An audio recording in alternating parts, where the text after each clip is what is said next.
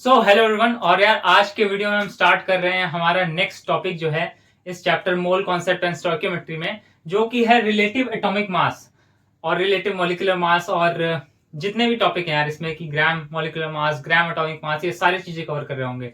और यार मैं जानता हूँ इसमें बहुत सी ज्यादा कंफ्यूजन रहती थी मुझे भी जब मैं क्लास 10th में था।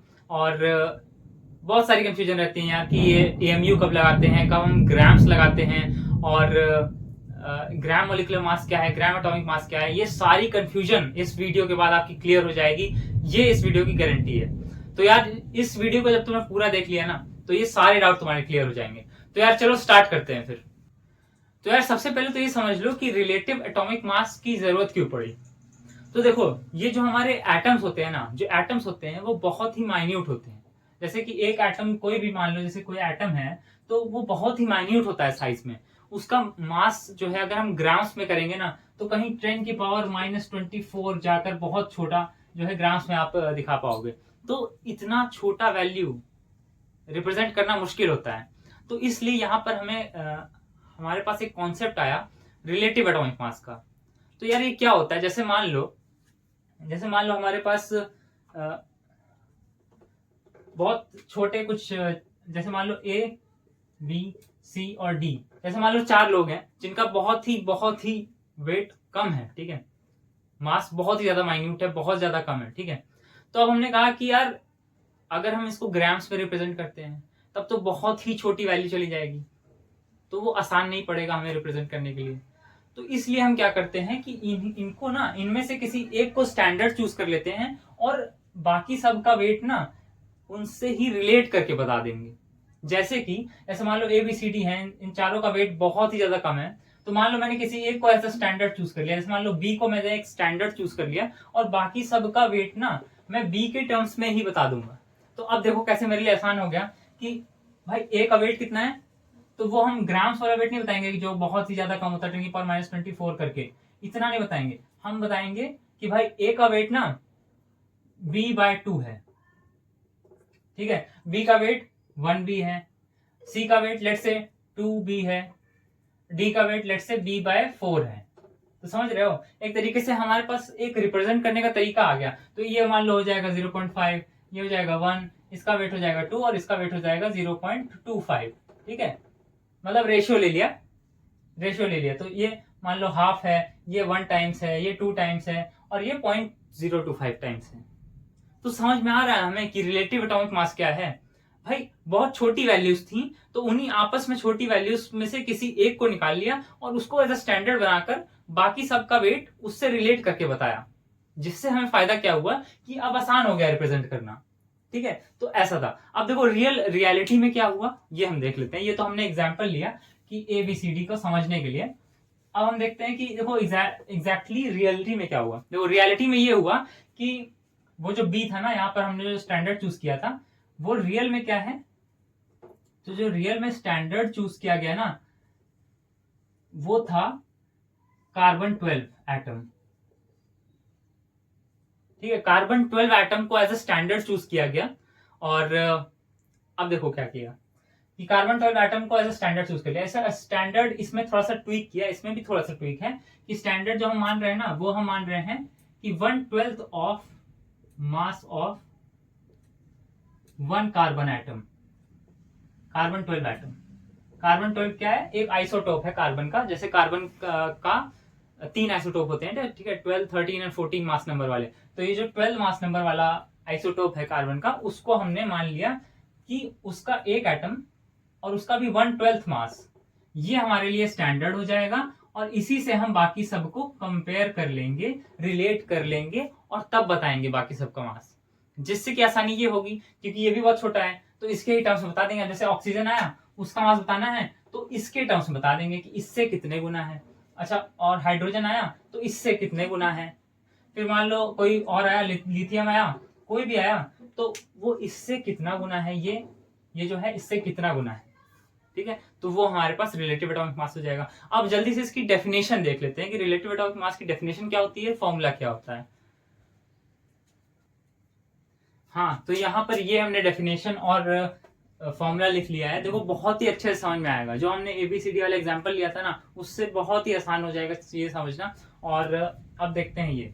तो देखो रिलेटिव एटॉमिक मास क्या है कि number of times one atom of the element is heavier than 1/12 times of the mass of one atom of carbon 12। ठीक है, वही जो हमने पढ़ा था कि एक स्टैंडर्ड ले लिया, एक स्टैंडर्ड ले लिया कि ये स्टैंडर्ड, और इससे कितने टाइम्स ज्यादा है मास, वही हमारे पास रिलेटिव एटॉमिक मास हो जाएगा। ठीक है, और यहाँ पर फॉर्मूला देख लेते हैं कि mass of one atom of the element upon 1/12 the mass of one C12 atom. ठीक है, सिंपल है, एकदम सिंपल। हाँ। तो ये आप समझ पा रहे हो ना, इसकी फील समझ पा रहे हो ना, कि जैसे मान लो अगर हमें ऑक्सीजन का निकालना है, ऑक्सीजन का रिलेटिव एटॉमिक मास निकालना है, तो ऑक्सीजन का रिलेटिव एटॉमिक मास क्या होगा। जैसे मान लो कि mass of one atom of the element, मान लो mass of one atom of the element grams में कुछ कुछ होगा। ठीक है, कुछ कुछ है मान लो ऑक्सीजन का, और 1/12 ऑफ द ये जो है वन एटम ऑफ कार्बन, इसका भी कुछ ग्राम्स में होगा। ठीक है, तो अब मान लेते हैं कि ऑक्सीजन जो है ना वो 16 गुना आया, 16 टाइम्स आया, 16 टाइम्स आया, तो इसका रिलेटिव एटॉमिक मास क्या हो जाएगा 16। तो इसका मतलब हम समझे, ये 16 टाइम्स हैवियर होगा 1/12 the mass of one carbon atom के। ठीक है, इस स्टैंडर्ड के 16 टाइम्स होगा। अब यार इसके बाद देख लेते हैं रिलेटिव मॉलिक्यूलर मास क्या है, फिर उसके बाद आगे चीजें देखेंगे। तो यार देखो रिलेटिव मॉलिक्यूलर मास में ज्यादा डिफरेंस नहीं है, बस यहाँ पर कुछ चीजें चेंज हो जाएंगी कि number of times one molecule, यहाँ पर लिख देंगे molecule, one molecule of the element. ठीक है, ऑफ द एलिमेंट और अ कंपाउंड। ठीक है, कंपाउंड का भी हो सकता है, is heavier than 1/12 times of the mass of one carbon 12 atom. ठीक है, यहाँ पर ये चीज सेम रहेगी, ये स्टैंडर्ड जो सेट है ना वो सेम रहेगा, बस यहाँ पर वन मॉलिक्यूल हो जाएगा। ठीक है, यहाँ पर वन मॉलिक्यूल हो जाएगा, बस इतना सा डिफरेंस आएगा यार रिलेटिव मॉलिक्यूलर मास में। तो यार यहाँ पर हम समझ पा रहे होंगे कि रिलेटिव मॉलिक्यूलर मास क्या है। रिलेटिव मॉलिक्यूलर मास बस इतना है कि यार वन मॉलिक्यूल का जो मास आया ना, उसको डिवाइड कर दिया 1/12 of the mass of one carbon 12 atom. तो वन कार्बन 12 एटम के 1/12 मास से कितने गुना ज्यादा है एक मॉलिक्यूल का मास, बस इतना सा। रिलेटिव एटॉमिक मास में क्या कर रहे थे कि एक एटम इस स्टैंडर्ड से कितना ज्यादा, कितने गुना है, और यहाँ पे क्या कर रहे हैं एक मॉलिक्यूल, रिलेटिव मॉलिक्यूलर मास में क्या कर रहे हैं एक मॉलिक्यूल इस स्टैंडर्ड से कितना गुना ज्यादा है या कम है। ठीक है, तो यहाँ पर बस इतना सही है रिलेटिव एटॉमिक मास और रिलेटिव मॉलिक्यूलर मास। अब एक एग्जांपल दिखा देता हूं तो बहुत अच्छे से समझ में आ जाएगा। ठीक है, तो देखो जब हम कहते हैं कि relative atomic mass of oxygen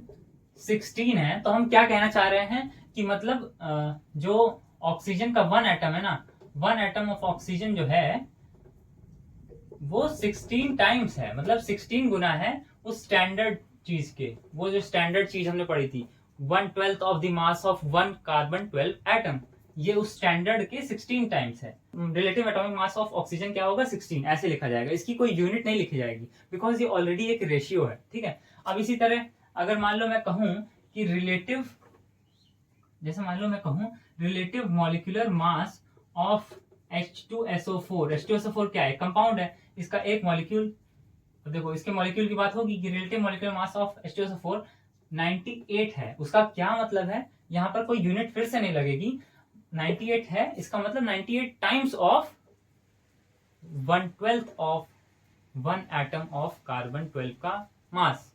ठीक है, 1/12 मतलब इसका 98 टाइम्स है, उस स्टैंडर्ड के उस स्टैंडर्ड के 98 टाइम्स है। आप समझ पाए, ये 16 टाइम्स था, ये 98 टाइम्स है। यहाँ कोई यूनिट नहीं लगेगी क्योंकि ये एक रेशियो है। इतना हमें समझ में आ गया कि रिलेटिव एटॉमिक मास और रिलेटिव मॉलिक्यूलर मास की जब भी हम बात करेंगे कोई यूनिट नहीं लगाएंगे। ठीक है, हम यहाँ पर बस एक रेशियो दिखा रहे हैं। अब देखो जो हम स्टैंडर्ड, उस स्टैंडर्ड को जो हमने सेट किया ना, इतनी ज्यादा बात की उसकी, जो हमने यहाँ हमको अब याद ही हो गया है कि वो है mass of like 1/12 of the mass of one carbon 12 atom. ये जो हमने स्टैंडर्ड सेट किया ना, इसके बारे में थोड़ी सी बात करते हैं। अब यहाँ पर बात करते हैं, देखो ये जो हमने स्टैंडर्ड सेट किया था ना, जिससे कंपेयर करके, जिससे रिलेट करके हम सभी के मासेस को बता रहे हैं रिलेटिव एटॉमिक मास और रिलेटिव मॉलिक्यूलर मास में, वो स्टैंडर्ड क्या है 1/12 of the mass of 1/12 of mass of 1 atom of carbon 12। ठीक है, अब देखो ये जो स्टैंडर्ड था ना, इसी को कहते हैं एटॉमिक मास यूनिट और एएमयू। ठीक है, इसी को हम लोग एएमयू कहते हैं, एटॉमिक मास यूनिट। ठीक है, अब आप समझ पा रहे हो इस बात को, इसी को हम लोग एएमयू कहते हैं। तो यहां पर अब मुझे एक बात बताओ, वापस से उस पर आते हैं जो हमने देखा था ना यहाँ पे कि relative atomic mass of oxygen यहाँ पर क्या था, 16 पढ़ा था। ठीक है, तो इसका मतलब क्या है कि mass of one atom of oxygen divided by ये जो स्टैंडर्ड क्वांटिटी थी, पूरा लिखने की जरूरत नहीं है, मास 1/12 of mass of C12 atom, ये इसको इन दोनों को डिवाइड करने पे आया होगा 16। ठीक है, यही आया होगा। अब ये जो स्टैंडर्ड है वो तो हम जानते हैं क्या है, एएमयू है। मतलब एएमयू से 1 एएमयू से ये इतने गुना है। मतलब आप समझ रहे हो कि ये जो ऑक्सीजन है ना वो 1 एएमयू के 16 टाइम्स है। तो इसलिए जब हम वन एटम ऑफ ऑक्सीजन का मास जब हम लिखते हैं ना, वो हम क्या लिखते हैं, इसको इधर ट्रांसफर कर दो, तो 1 एटम ऑफ ऑक्सीजन का मास क्या होगा, 16 AMU। अब देखो फील आ रही होगी भाई, ये 16 टाइम्स था उस स्टैंडर्ड के जो हमने सेट किया है, वो स्टैंडर्ड जो हमने सेट किया है AMU का, उसके 16 टाइम्स था ये। तो हम 1 एटम ऑफ ऑक्सीजन का मास 16 AMU लिख देंगे, सीधी सी बात है, बहुत ही सिंपल है, एकदम अच्छे से समझ में आ गया। अब इसी तरह relative molecular mass of H2SO4 जो हमने पढ़ा था वो था 98। अब इसी को मैं मान लो पूछ लू तुमसे कि मॉलिक्यूलर मास क्या है, मॉलिक्यूलर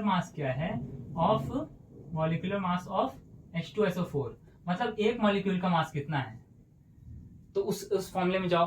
वहां पर वो फॉर्मूला क्या था, रिलेटिव मॉलिक्यूलर मास का फॉर्मूला क्या होता है कि mass of 1 molecule of H2SO4 divided by वो जो स्टैंडर्ड था वो था 1 AMU। ठीक है, तो ये 98 टाइम्स आया, मतलब इसको इधर भेजेंगे तो 98 AMU, मतलब आप समझ रहे हो 98 AMU हो जाएगा इसके 1 मॉलिक्यूल का मास। आई होप आप समझ पा रहे हो, क्योंकि देखो जो रिलेटिव एटॉमिक मास या फिर रिलेटिव मॉलिक्यूलर मास का फॉर्मूला होता है उसमें हम लोग क्या करते हैं 1 एटम ऑफ ऑक्सीजन, वैसे यहाँ पे क्या रहा होगा 1 molecule of H2SO4 divided by 1/12 of the mass of 1 C12 atom, या जिसको हम लोग AMU कह सकते हैं, 1 AMU कह सकते हैं, जो आया ये आया होगा 98। अब इसको इधर मल्टीप्लाई कर दो तो 98 AMU, 1 मॉलिक्यूल ऑफ H2SO4 का मास हो जाएगा 98 AMU। तो अब देखो मैं थोड़ी चीजें और क्लियर करता हूं, यहाँ पे थोड़ी फील आई होगी कि कैसे हम लोग 16 AMU लिखते हैं, कैसे रिलेटिव एटॉमिक मास जब पूछा जाता है तब हम कोई यूनिट नहीं लगाते, खाली 16 लिखते हैं। Relative atomic mass of oxygen 16, atomic mass of oxygen 16 AMU, atomic mass of 1 atom of oxygen 16 AMU। यहाँ पे AMU क्यों लगाया, क्योंकि एक एटम की बात हो रही है, समझे। तो यहाँ पर थोड़ी चीजें समझ में आई होंगी।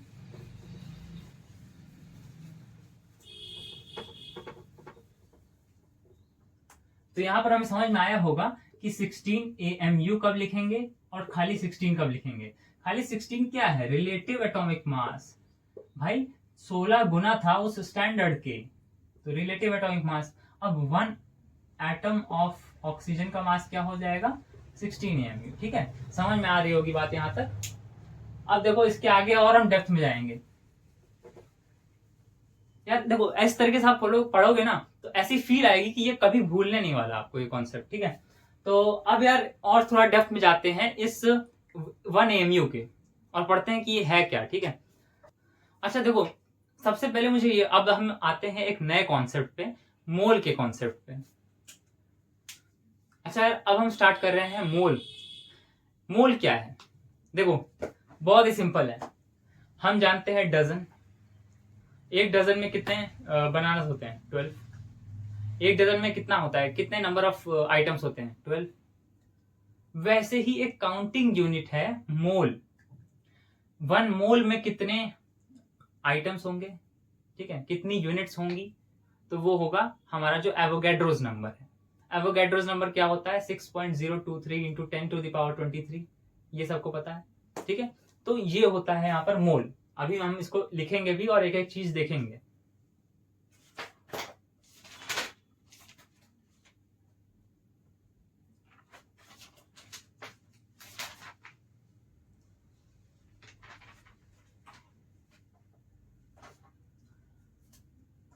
तो यहां पर देखो 1 मोल क्या है, 1 मोल बस एक काउंटिंग यूनिट है। देखो काउंटिंग यूनिट है, मोल एक बस काउंटिंग यूनिट है। जैसे डजन्स में 12 आइटम्स होते हैं, वैसे ही मोल में, वैसे ही नहीं मतलब मोल्स में कितने आइटम होते हैं, तो यहां पर होते हैं 6.02 इंटू 10⁻23, ठीक है। इतना यहाँ पर बहुत ही सिंपल है, बहुत सिंपल अभी तक चल रहा है, ठीक है। अब इससे थोड़ा सा हम आगे बढ़ते हैं। 1 मोल मतलब इतना। अच्छा 1 मोल की अब एक और डेफिनेशन देखते हैं कि है क्या, ठीक है। यहां पर मैं डेफिनेशन पहले लिख देता हूं। तो यहां पर यार मोल की ये डेफिनेशन देखो जरा। A mole is the amount of pure substance containing the same number of chemical units as there are atoms in exactly 12 gram of carbon 12। Definition थोड़ी डिफिकल्ट लिखी हुई है, मैं एकदम सिंपल में समझाता हूँ। डेफिनेशन ये कहती है कि किसी भी सब्सटेंस का 1 मोल उतना होगा जितना कंटेन कर रहा होगा same number of chemical units जितने एटम्स हैं कार्बन 12 ग्राम ऑफ कार्बन 12। मतलब समझ रहे हो, 12 ग्राम ऑफ कार्बन 12 में जितने एटम्स होंगे ना, जितने एटम्स हैं 1 मोल ऑफ किसी सब्सटेंस में उतने ही केमिकल यूनिट्स होंगे, ठीक है। उतने ही मॉलिक्यूल्स हो या उतने ही एटम्स हो, कुछ भी हो, आयंस हो, तो केमिकल यूनिट्स उतने होंगे, ठीक है। 1 मोल ऑफ प्योर सब्सटेंस में, 1 मोल ऑफ प्योर सब्सटेंस में क्या होगा, 12 ग्राम ऑफ कार्बन 12 में जितने एटम्स है ना, उतने ही केमिकल यूनिट्स इसमें होंगे, ठीक है। इतना आप समझ गए। अब देखो यार 1 मोल क्या होता है हमें ये पता है, ठीक है। ये जो नंबर है इसको हम लोग कहते हैं एवोगैड्रोस नंबर, ठीक है। एवोगैड्रोस नंबर है जिसको हम शॉर्ट फॉर्म में एन ए लिखते हैं, एन सबस्क्रिप्ट में ए, ठीक है। अब देखो इससे हम एक बहुत ही प्यारी चीज की तरफ जा रहे हैं, अब देखना यहाँ पर। तो यार देखो 1 मोल को 1 एमयू को रिलेट करते हैं, ठीक है। 1 एमयू क्या है, हमने 1 एमयू क्या पढ़ा था, 1/12 द मास ऑफ 1 एटम या फिर 1 कार्बन 12 एटम, ठीक है, ऑफ 1 C12 एटम, ठीक है। यही हमने पढ़ा था, 1 एमयू हमने ये पढ़ा था। अच्छा अब मुझे एक बात बताओ कि यहां पर हमने एक और डेफिनेशन अभी जस्ट पहले पढ़ी है कि 12 ग्राम ऑफ कार्बन 12 में जितने नंबर ऑफ एटम्स होंगे वो 1 मोल के बराबर होगा, ठीक है। तो 1 मोल मतलब 6.02 इंटू 10⁻23, ठीक है। 12 ग्राम्स ऑफ कार्बन 12 में इतने नंबर ऑफ एटम्स होंगे कार्बन 12 के, ठीक है। ये तो हमें पता है 1 मोल, ठीक है। 1 मोल मतलब क्या होता है, 1 मोल मतलब इतना, ये नंबर होता है कि 1 मोल मतलब इतने नंबर ऑफ एटम्स। अब 12 ग्राम ऑफ कार्बन 12 में इतने नंबर ऑफ एटम्स हैं, तो एक एटम 1 एटम ऑफ कार्बन 12 का मास क्या होगा, 12 ग्राम्स अपॉन ये, इसको मैं शॉर्ट फॉर्म में Na लिख देता हूं, ठीक है। तो यहां पर समझ में आ गया, 1 एटम ऑफ कार्बन 12 का मास क्या होगा, इतना होगा। अब यहां पर इसको पुट कर देते हैं, ठीक है। तो 1 AMU ये मान लो इक्वेशन 1 आ गई और ये इक्वेशन 2 है, तो इक्वेशन 1 को पुट कर दो इक्वेशन 2 में, तो 1 AMU क्या हो जाएगा, 1 AMU क्या हो जाएगा, 1/12 of the mass of 1 carbon 12 atom हमने निकाल लिया, mass of 1 atom of carbon 12 upon Na है, ठीक है। 12 से 12 कट जाएगा, इतना ग्राम्स में है, ठीक है। तो 1 अपॉन Na ग्राम्स, ये हो जाएगा 1 AMU, ठीक है। यहां तक ये जो हमने फाइंड आउट किया है ना, ये अब पूरा याद रखना। आगे अब जब हम ग्राम एटॉमिक मास पढ़ेंगे, ग्राम मॉलिक्यूलर मास पढ़ेंगे, तब हम समझ पाएंगे कि कैसे 16 AMU का 16 ग्राम्स हो गया, कैसे हुआ? वो सारी चीजें बहुत अच्छे से समझ में आएंगी जब आप इसको याद रखोगे। यहाँ पर हमने देखो कुछ नहीं किया है। 1 AMU मतलब 1/12 of mass of 1 carbon 12 atom. Mass of 1 carbon 12 atom अगर कहीं से मिल जाए तो हम बहुत अच्छे से फाइंड आउट कर लेंगे। 1 मोल क्या है? जितने एटम्स होंगे 12 ग्राम ऑफ कार्बन 12 एटम, तो 12 ग्राम ऑफ कार्बन 12 के 12 ग्राम ऑफ कार्बन 12 में जितने एटम्स होंगे वही 1 मोल है। तो यहाँ पर हमने ये लिख दिया। अच्छा ठीक है, यहाँ से हमें आ गया कि 1 एटम ऑफ कार्बन 12 में कितना होगा, इतना होगा। तो 1 AMU क्या आ गया? 1/Na grams, 1 Avogadro's number of grams. ठीक है, तो इसको हम इस डिडक्शन को, ये जो हमने डिड्यूस किया है, कंक्लूड किया है, इसको हम यहाँ पर साइड में लिख लेते हैं कि 1 AMU क्या है? 1 AMU क्या है? 1/Na ग्राम्स है। ठीक है, अब यार हम बहुत ही इंटरेस्टिंग एक चीज पढ़ते हैं कि ग्राम एटॉमिक मास क्या है और ग्राम मॉलिक्यूलर मास क्या है। यार इसमें बहुत ही ज्यादा कंफ्यूजन होती है, मैंने बहुत लोगों को कंफ्यूज होते हुए देखा है और मैं खुद भी बहुत कंफ्यूज होता था इसमें क्लास 10 में। ठीक है, तो सबसे पहले यहाँ पर मैं लिख लेता हूँ कि ग्राम एटॉमिक मास क्या है। इसको हम लोग GAM भी लिखेंगे। ठीक है, तो देखो ग्राम एटॉमिक मास क्या है। अभी तक हमने देखो क्या बात की, अभी तक हम क्या क्या पढ़ चुके हैं। 1 एटम ऑफ ऑक्सीजन का मास हमने पढ़ लिया है कि 16 AMU है, यहां तक क्लियर है। 1 एटम ऑक्सीजन का मास 16 AMU है। अब इसी तरह 1 एटम की जगह मैं कहूं कि 1 मोल एटम्स ऑफ ऑक्सीजन का मास क्या होगा, तो भाई हम तो कंफ्यूज हो जाएंगे कि यार 1 मोल एटम्स मतलब एवोगैड्रोस नंबर ऑफ एटम्स मतलब 6.02 इंटू 10⁻23 एटम्स का मास ऑक्सीजन के, उनका मास क्या होगा। तो यही जो मास होता है यही होता है हमारे पास ग्राम एटॉमिक मास, यही होता है ग्राम एटॉमिक मास। ठीक है, देखो एक एटम का मास 16 AMU था, इसी तरह अगर हम 1 मोल एटम ऑफ ऑक्सीजन का मास निकालेंगे तो वो जो होगा वही होगा ग्राम एटॉमिक मास। ठीक है, यहाँ पर ये है। अच्छा निकाले कैसे, तो कैसे निकाले, देखो 1 एटम ऑफ ऑक्सीजन का इतना था, एक का इतना है, तो इतने का कितना होगा वही लगा देंगे हम लोग यहाँ पर यूनिटरी मेथड। तो Na एटम्स का कितना होगा, तो Na इंटू Na मतलब एवोगैड्रोस नंबर इंटू 16 AMU, ये 1 का है। ठीक है, देखो एक एटम का 16 AMU था, तो इतने एटम्स का क्या होगा, इतना इंटू 16 AMU। ठीक है, अब देखो इसको आगे बढ़ते हैं, Na ऐसे ही लिखे रहने दो, 16 इंटू 1 AMU जो है, 1 AMU किसके बराबर है, 1/Na ग्राम्स के। यहां से Na और Na कटेगा और यहां पर आ जाएगा 16 ग्राम्स। देखा जादू कैसे हुआ भाई। 1 जो gram atomic mass of oxygen होगा ना वो 16 ग्राम्स होगा।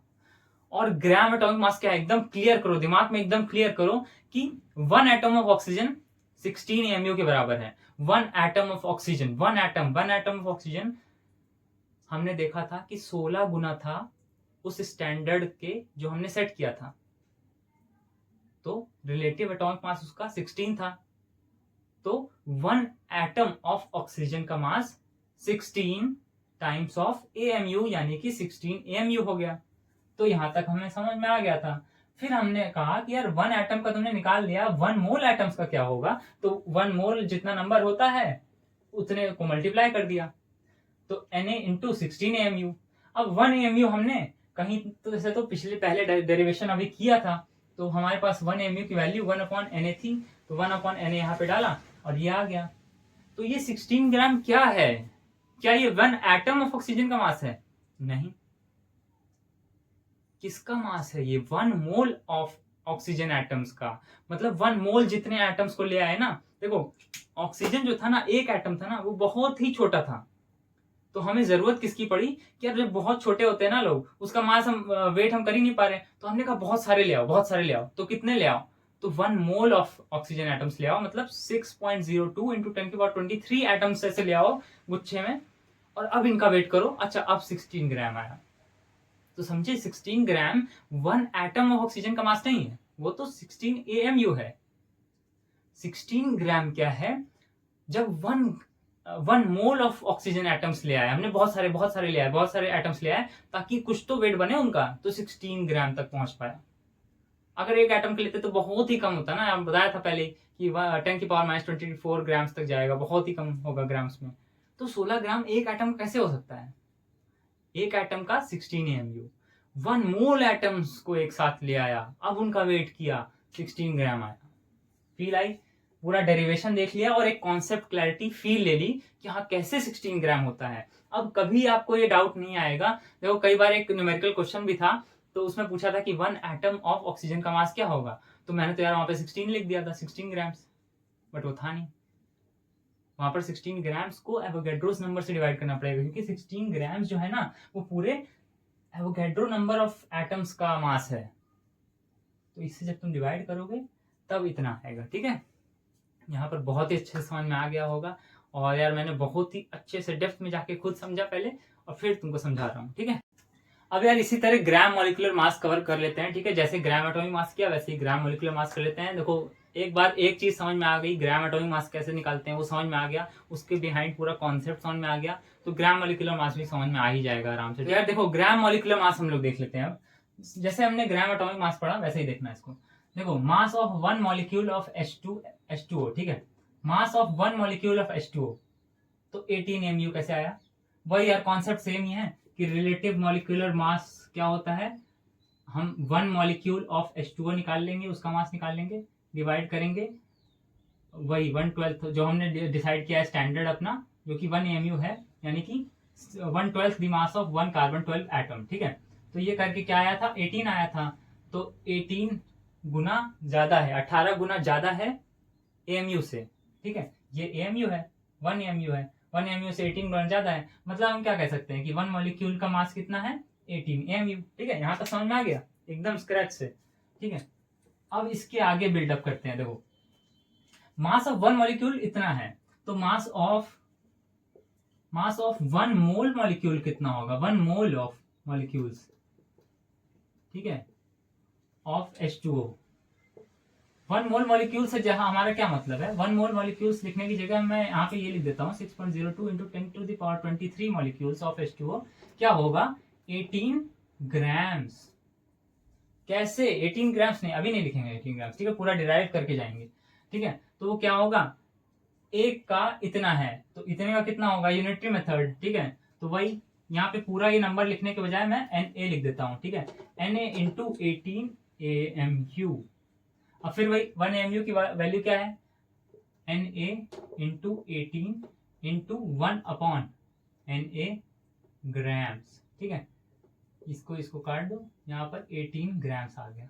बहुत ही प्यारे तरीके से यहाँ पर डेरिवेशन भी हो गया है और फील भी आ गई है कि देखो 18 ग्राम्स किसका मास है, क्या 1 मॉलिक्यूल ऑफ H2O का मास 18 ग्राम जितना होगा? खुद सोच के देखो यार, मॉलिक्यूल इतना छोटा होता है, इतना छोटा होता है, इतना माइन्यूट होता है, क्या 18 ग्राम जितना मास हो पाएगा उसका? कभी नहीं। पर यार बुक्स में जब क्वेश्चन देखते हैं कि mass of 1 calculate the mass of 1 molecule of H2O, जल्दी जल्दी हम 18 ग्राम्स लिख देते हैं। नहीं, खुद ही सोचो 1 एटम या 1 मॉलिक्यूल कितना छोटा होगा, कितना माइन्यूट होगा, 18 ग्राम जितना उसका मास हो कैसे सकता है? उसका मास होगा 1 मॉलिक्यूल ऑफ H2O का मास होगा 18 AMU। अब हमने क्या किया यार कि 1 मोल ऑफ दीज थिंग्स, जैसे 1 डजन मतलब 12 लेके आए, 12 चीजों को इकट्ठा कर दिया, वैसे ही 1 मोल मतलब 6.022 × 10⁻23 चीजों को इकट्ठा कर दिया एक बार।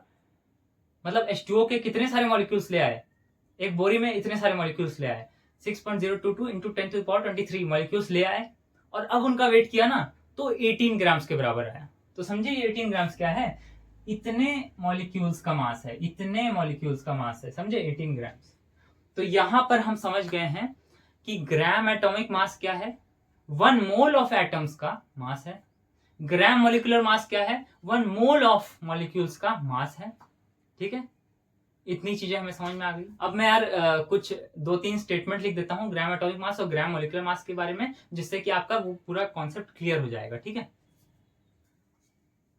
तो यहाँ पर यार एक चीज हम और पढ़ लेते हैं, मोलर वॉल्यूम का कॉन्सेप्ट जो हम देखने वाले थे इसके बाद। तो देखो होता क्या है, जो हमने डिस्कस किया ना कि 1 मोल ऑफ द सब्सटेंस या फिर जिसको हम कह सकते हैं gram molecular mass of the substance, जिसमें कि 6.02 into 10⁻23 molecules of the substance होंगे।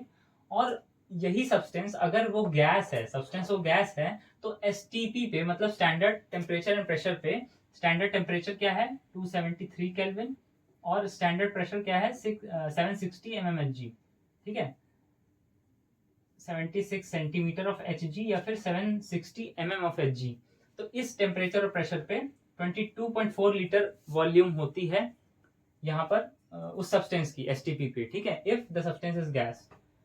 कितने सब्सटेंस की? जब वो substance 1 mole of the substance हो, ठीक है, 1 मोल ऑफ द सब्सटेंस हो, मतलब जिसमें इतने इतने नंबर ऑफ मॉलिक्यूल्स होंगे, एवोगैड्रोस नंबर ऑफ मॉलिक्यूल्स होंगे।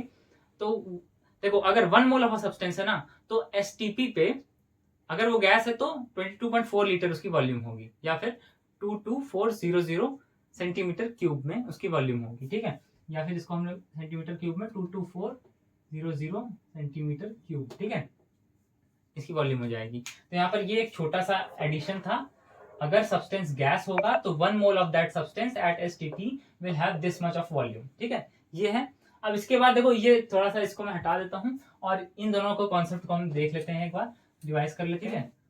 तो यहाँ पर हमने छोटा सा ये जो जानकारी अभी हमने लिखी है कि 1 मोल ऑफ सब्सटेंस